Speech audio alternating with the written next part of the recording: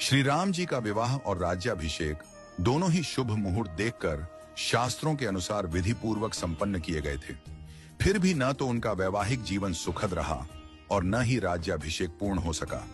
विवाह के तुरंत बाद उन्हें वनवास मिला और राज्याभिषेक के दिन ही उन्हें राजमहल की जगह वन की ओर प्रस्थान करना पड़ा। यह सब विधि का विधान था।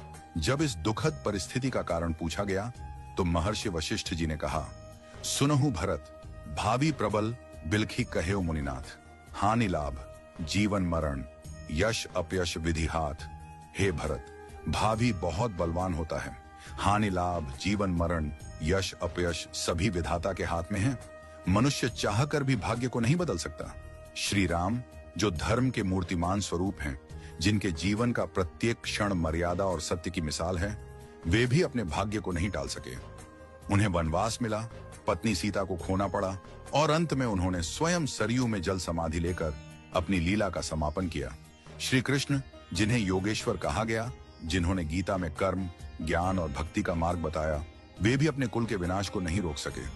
उनके यादव वंश में आपसी कलह से एक दूसरे का संहार हुआ। महादेव शिव जो महामृत्युंजय के अधिष्ठाता हैं, वे भी अपनी प्रिया सती की मृत्यु को नहीं रोक सके। त्रिकालदर्शी होकर भी वे विधि के विधान को नहीं बदल सके। रामकृष्ण परमहंस जिन्हें दिव्य सिद्धियां प्राप्त थीं और जिन्होंने हजारों लोगों को ईश्वर का मार्ग दिखाया, वे भी कैंसर जैसी बीमारी को नहीं रोक सके। उन्होंने कहा था, यह शरीर नश्वर है, आत्मा ही अमर है।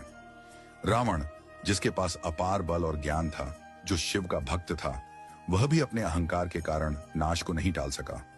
कंस जो जानता था कि श्री कृष्ण उसका अंत करेंगे, फिर भी विवश था।